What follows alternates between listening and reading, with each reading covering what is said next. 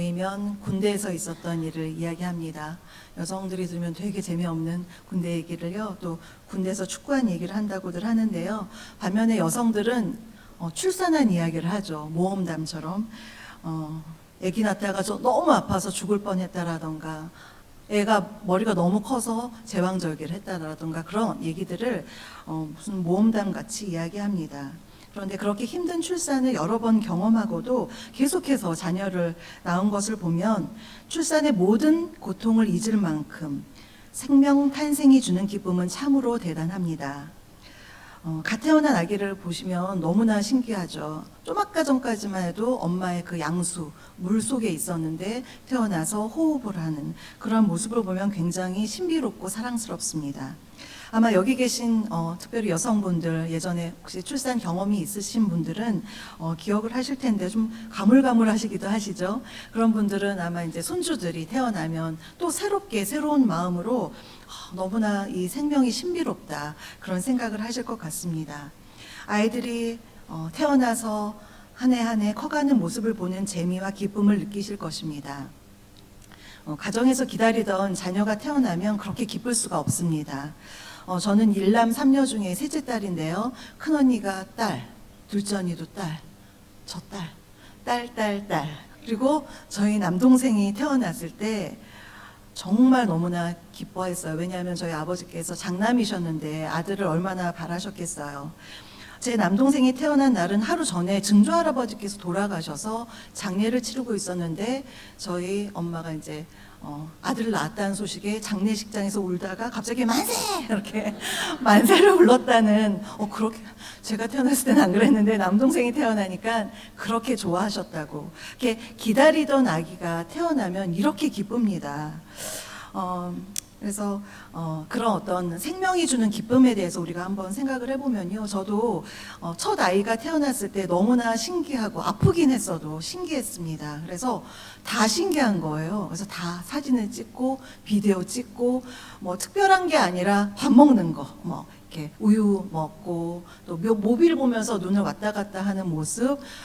제일 예쁜 옷이 내복이에요. 아이들은 내복 입고 막 뛰어다니는 모습, 그걸 사진 찍고 비디오 찍고 찍어서 또 사진은 인화해서 거기 또 메모해서 몇 월 며칠 우리 아이가 뭐 했다, 막 그렇게 앨범을 해놨던 기억이 납니다.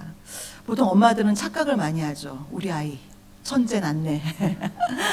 모비를 보는데 너무 집중을 해서 보는 아이를 보고 내가 천재를 낳은 것 같다 그런 생각이 들면서 아직 아이가 한 100일 좀 지났는데 30권짜리 전집을, 동화책 전집을 딱 샀던 기억이 지금도 납니다. 너무 지금 생각하면 내가 왜 그랬을까. 근데 그때는 굉장히 진지하게 고민하면서 그렇게, 물론 아이를 사랑하는 마음이 있었기 때문에 그렇게 행동을 했던 것 같습니다. 보통 우리는 부모님의 은혜에 대해서 많이 얘기하지만 자녀의 은혜는 아니지만 자녀가 우리 부모에게 주는 기쁨도 굉장히 큰 것을 알 수가 있습니다.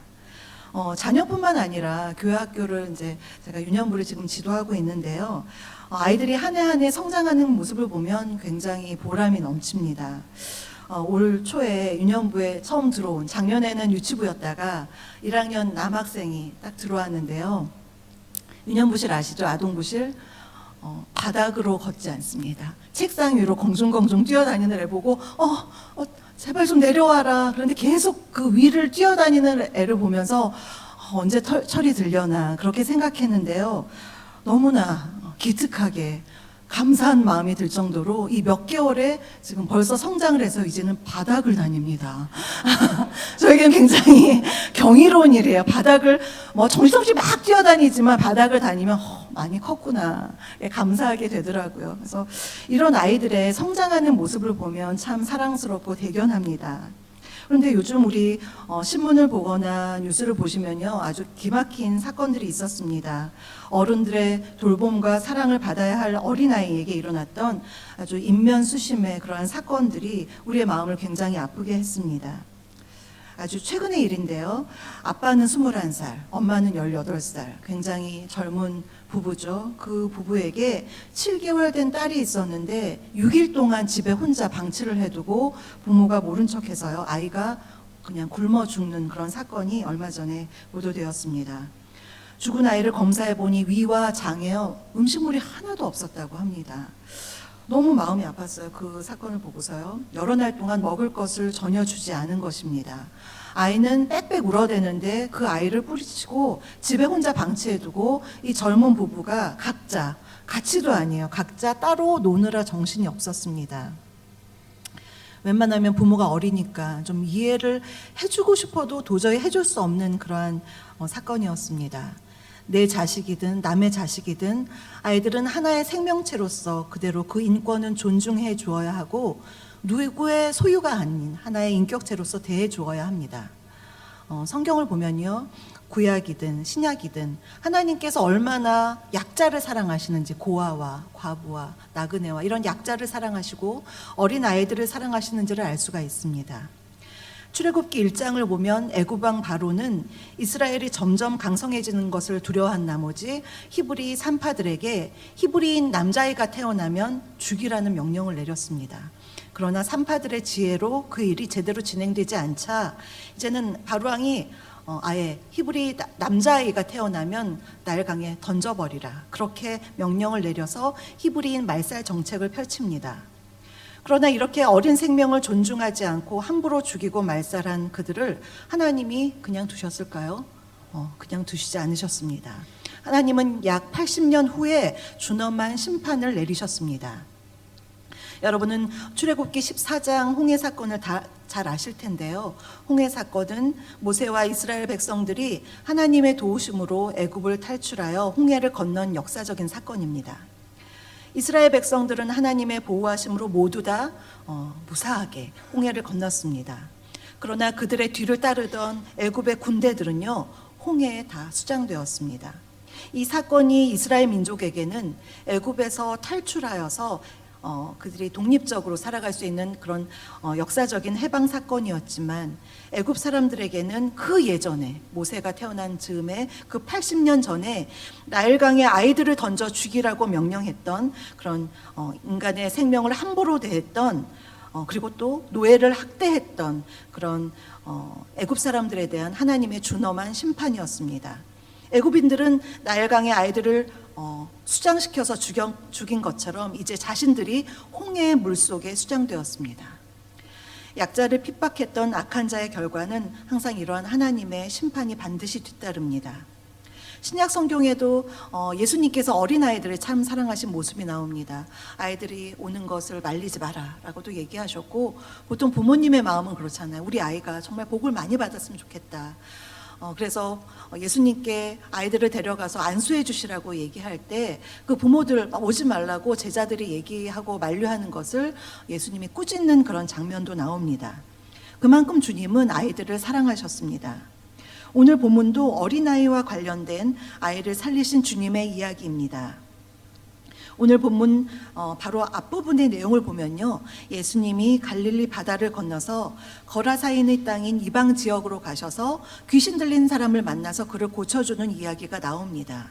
그리고 이제 그 말씀 뒤에 연결이 되어서 본문 40절을 보시면요, 예수님이 그 사역을 마치시고 오셔서 이제 다시 갈릴리 서쪽인 가버나움에 돌아오신 그런 내용으로 시작이 됩니다. 이때는 이곳에는 많은 사람들이 예수님을 기다리고 있었습니다. 왜 기다렸을까요? 여러 가지 이유가 있었겠죠.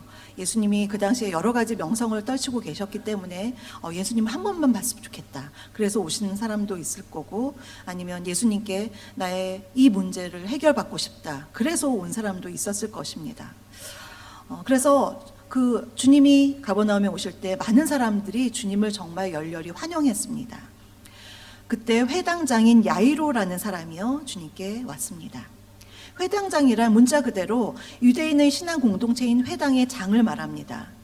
당시 회당에는 10명의 관리자들이 있었고요. 그 중에서 한 사람 또는 규모에 따라서 3사람 정도 회당장이 있었는데요. 그 당시에 회당장이 하는 일은 공중 예배를 주관하는 일을 했고요. 또 안식일마다 성경 봉독할 사람을 지정하고 예배의 질서를 유지하는 그런 여러 가지 일들을 했습니다.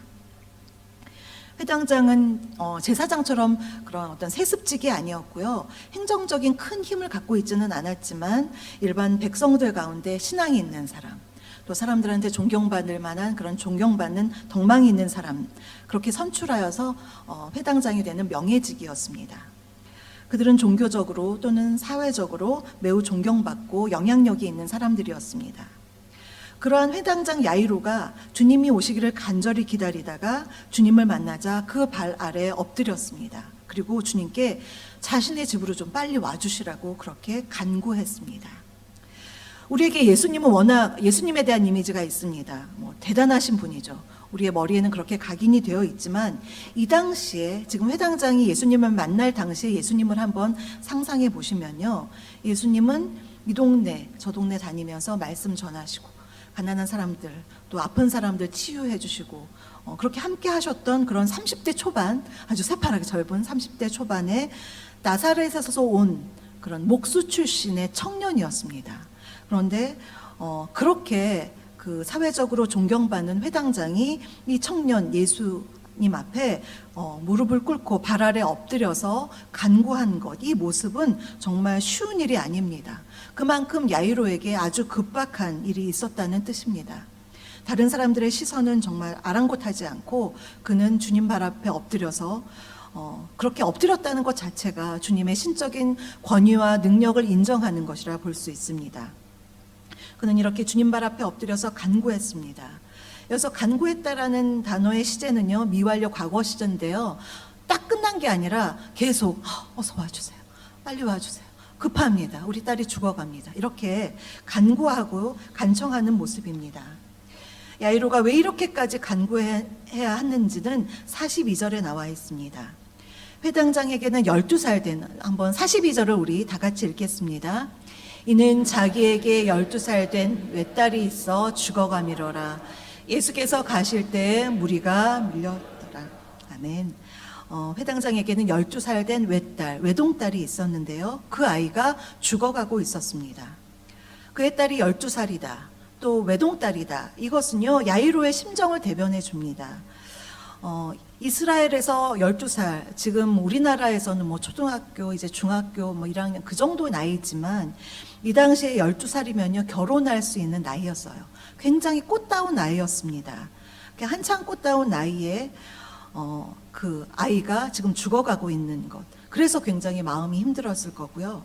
그런데 이제 여기서 12라는 12이라는 숫자가 쓰여 있는데 좀 흥미로운 것은 8장, 9장에 있어서 이 10이라는 숫자가 굉장히 특별하게 쓰입니다. 본문 앞뒤로 보면요, 야이로의 딸이 12살이었고요. 야이로의 집에 가는 중에 만난 혈루병 걸린 여인이 12년 동안 혈루병을 앓았다고 그렇게 기록이 되어 있고요. 9장 1절을 보시면 예수님이 12명의 제자를 파송하시는 그런 이야기가 관련 쭉 10이라는 숫자와 함께 나오고 있습니다. 보통 3은 신의 수라고 이야기하죠. 그래서 성부, 성자, 성령, 신과 관련된 그런 3이라는 숫자가 있는데요.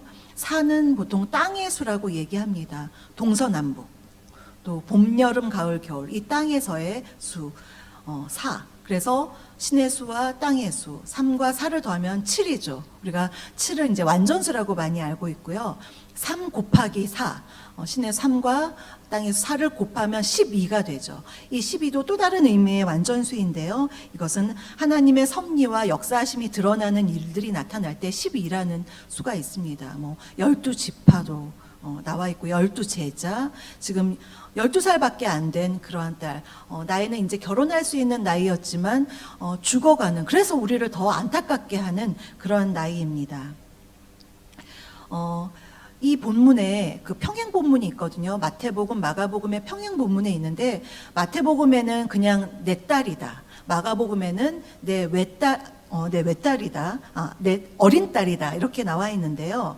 반면에 이 복음서를 기록한 누가는 그의 직업이 의사였죠. 그래서 의사의 섬세한 관찰력과 기억력으로 외딸이라고 기록하고 있습니다. 흥미로운 것은요, 이와 유사한 표현이 누가복음 7장 12절 한번 찾아보실까요? 누가복음 7장 12절 읽지는 않겠는데요. 7장 12절에 나인성 과부의 독자의 이야기가 나옵니다. 독자, 즉 외아들이죠. 아까 야이로의 딸도 외딸, 여기도 독자의 이야기가 나오는데 청년인 이 독자가 죽었습니다. 과부도 마음이 아픈데 과부의 하나밖에 없는 아들이, 독자가 죽은 것, 정말 안타까운 사건에 예수님께서 그를 살려내신 사건이 7장에 나옵니다. 야이로의 딸이나 나인성 과부나 모두 하나밖에 없는 자녀들이라는 그런 공통점을 지니고 있고요. 차이점이 있다면 나인성 과부에게서는 어머니와 아들이라면 이 야이로의 사건에서는 아버지와 딸의 그런 관계를 나타내고, 둘 다 공통점이 있다면 그 하나밖에 없는 자녀들이 다 죽음을 맞이하는 그러한 내용들을 보여줍니다. 그럼 우리가 한번 상상해 보면요, 다 죽어가는 12살밖에 안 된 그런 외동딸을 살리고 싶어하는 야이로의 마음을 우리가 한번 생각을 해볼 수가 있습니다. 그가 얼마나 절박한 심정으로 주님께 엎드려서 간구했을까요?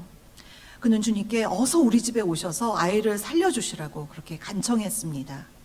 그런데 집으로 가는 길에 혈루증을 앓는 여인을 만나죠. 그녀와 대화를 나누면서 시간을 지체하였고, 그 사이에 야이로의 딸이 죽었습니다. 49절을 보면 야이로의 집에서 사람이 와서 딸이 죽었으니 선생님을 오라고 괴롭게 하지 말라고 그렇게 얘기하는 그런 장면이 나옵니다. 어떻게 보면 이미 다 죽었으니 안 오셔도 됩니다. 굉장히 예수님을 배려하고 부담을 주지 않으려는 마음 같지만, 한편으로 보면 예수님의 능력에 불신하고 있는 그런 모습을 우리가 알 수 있습니다. 이렇게 야이로의 딸이 죽은 그 안타까운 순간에 예수님은 50절에서 너무나 중요한 말씀을 해주셨습니다. 우리 50절을 다 같이 읽겠습니다. 예수께서 들으시고 이르시되,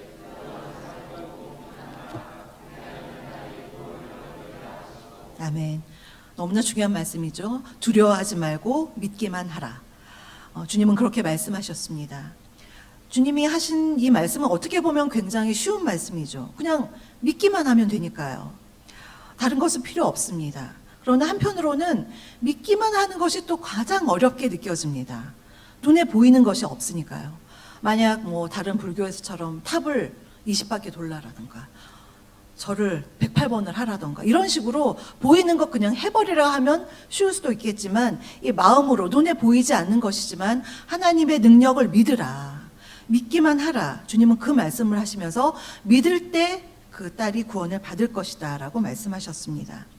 여기서 야이로가 믿었는지 안 믿었는지 그 결과는 알 수 없지만 대체로 보면요, 주님이 자기의 집으로 가실 때 됐습니다, 다 끝났어요, 이렇게 하지 않고 모시고 간 것으로 보아 그가 믿음을 가지고 주님과 함께 갔던 것으로 우리는 짐작해 볼 수 있습니다.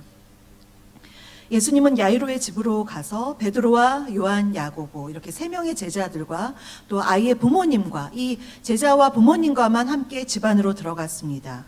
이 세 제자는 예수님의 특별한 사역에 항상 동행했습니다. 변화산 사건이라던가 아니면 겟세마네 기도라던가 그렇게 함께 했던 그런 제자들입니다. 죽은 자를 살리시는 이 사건에 있어서 주님은 이 세 제자, 아주 최소한의 증인만을 데리고서 그곳에 가셨고요. 죽은 아이를 살리는 일에 사람들의 어떤 구경거리가 되지 않도록 제자들과 아이의 부모님과만 함께 집으로 들어가셨습니다. 집 안에 들어서자 아주 대성통곡, 또 피리 부는 소리 아주 시끌벅적했습니다. 랍비의 전승에 따르면요, 그 시대 아무리 가난해도요, 이렇게 장례가 나면 피리 부는 사람 2사람, 그리고 곡하는 여인 1명을 고용해서 울고 피리 불고 그렇게 슬퍼하는 그러한 일을 했다고 합니다. 그러니 그 야이로의 집이 얼마나 시끌벅적했겠습니까?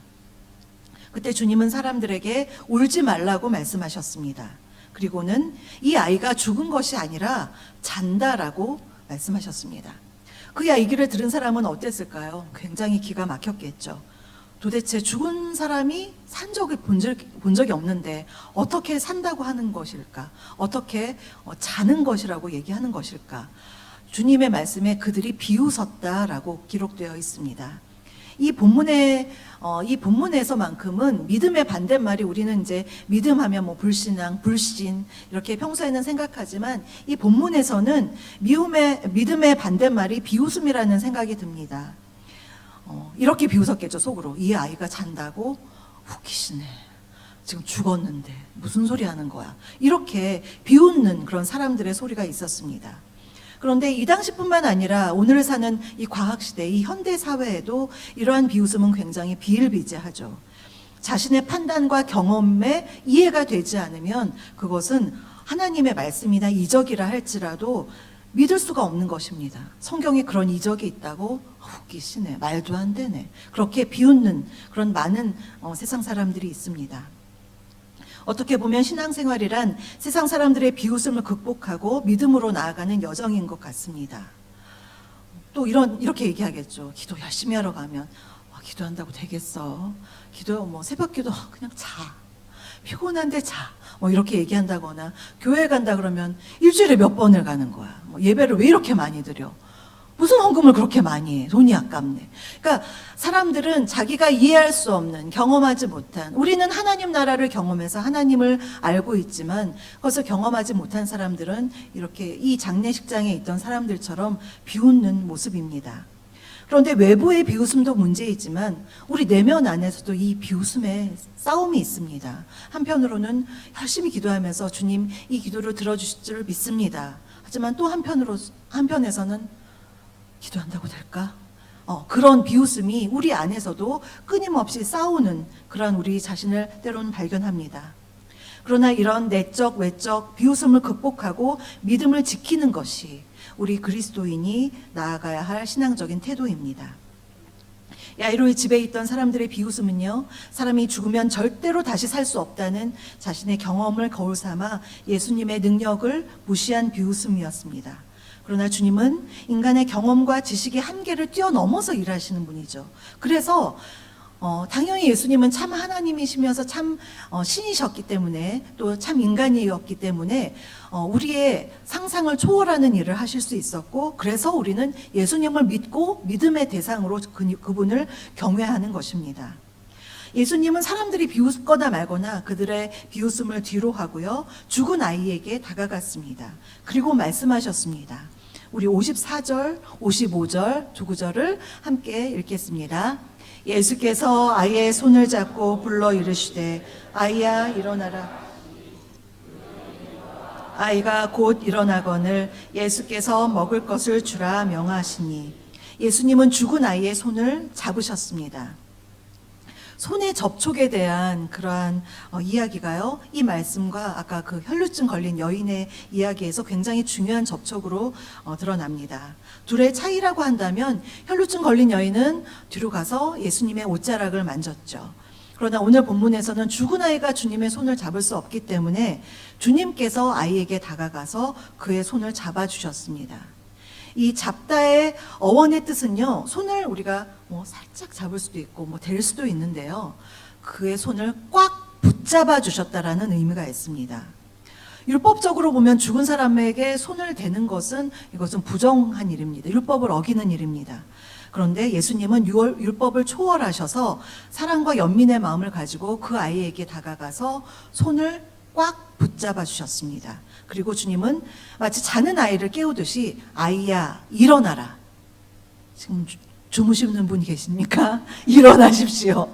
아이야 일어나라고 손을 잡음과 동시에 말씀하셨습니다. 이 평행 본문, 마가복음의 5장에 있는 평행 본문에서는요, 기억하시나요? 달리다굼. 네, 그것이 바로 아람어인데요, 아이야 일어나라, 그런 뜻입니다. 특별한 예수님만 쓰는 언어가 아니라 이 당시에 엄마들이 아침에 아이들 깨울 때 달리다굼, 아이야 깨어나라, 이렇게 깨우는 소리였어요. 우리도 아이들 얘들아 일어나, 그 소리가 바로 달리다굼, 아이야 일어나라라는 뜻입니다. 그러니까 예수님은 아까 이 아이가 잔다, 본인이 말씀하신 것을 이제 증명하시는 거죠. 아이야 살아나라가 아니라 아이야 일어나라, 그렇게 말씀하신 것입니다.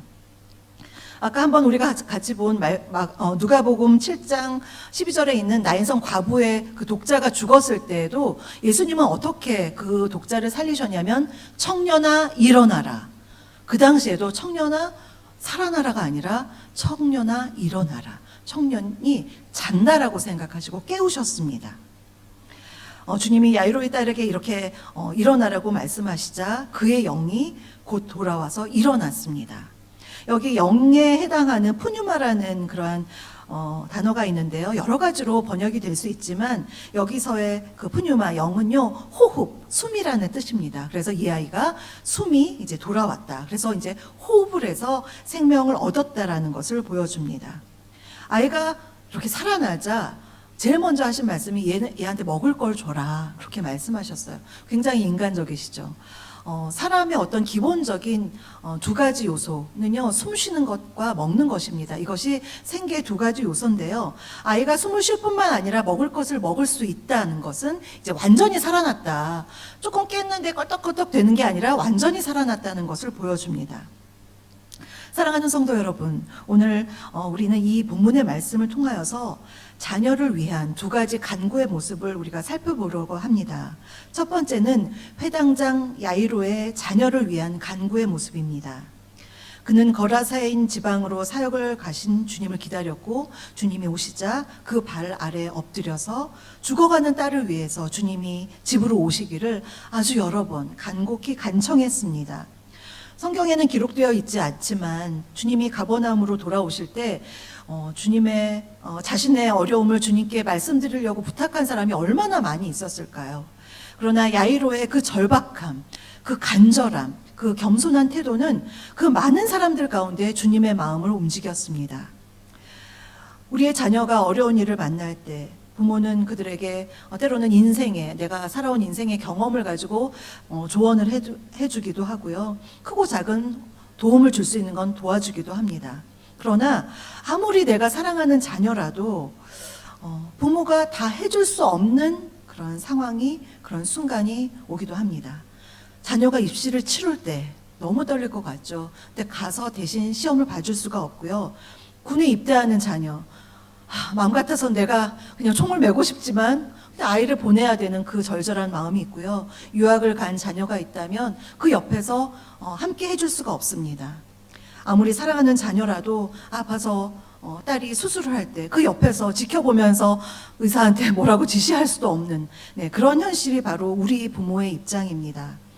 또한 부모가 자녀에게 바라는 것이 믿음 생활 정말 잘했으면 좋겠죠. 그래서 막 잔소리해서 교회 나와라 해서 이렇게 앉혀놓을 수는 있지만 그가 예배 가운데, 말씀 가운데 하나님을 인격적으로 만나는 것은, 그것까지는 우리 부모가 해줄 수가 없습니다.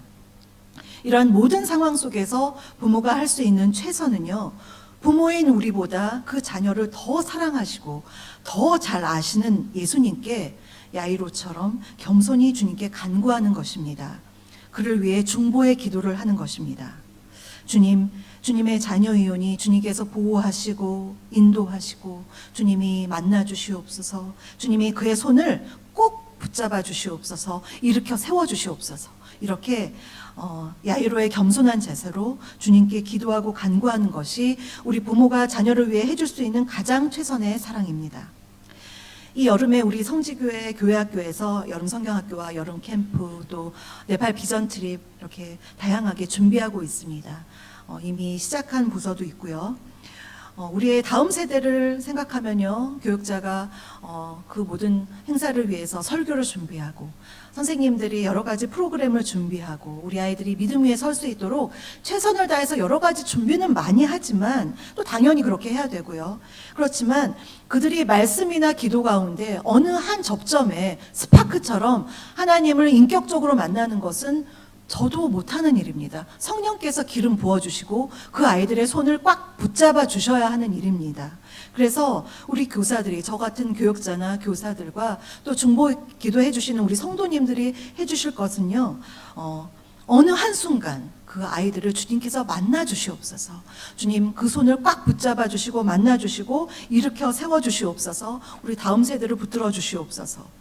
만일 영적인 잠에 빠진 아이들이 있다면 달리다군 하셔서 그 아이들을 꽉 붙잡아 주시고, 또 시리에 빠진 청년이 있다면 청년아 일어나라 이렇게 말씀하셨던 주님의 그 독자를 향하신 그 말씀처럼 그렇게 주님께서 말씀하셔서 그 모든 청년들이 인생의 어려움을 딛고 일어날 수 있도록 붙들어 주시라고 우리가 야이로의 심정으로 주님께 간구해야 하겠습니다.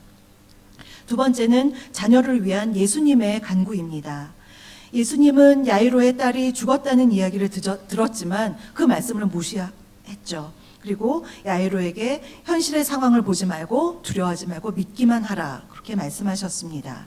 주님의 이 말씀은요, 야이로를 향한 명령이자 권면이기도 하지만 또 오늘 사는 우리의 믿음이, 우리도 주님의 자녀죠. 우리의 믿음이 떨어지지 않도록 예수님께서는 하나님께 계속해서 우리를 위해서 중보자로서 간구하고 계십니다.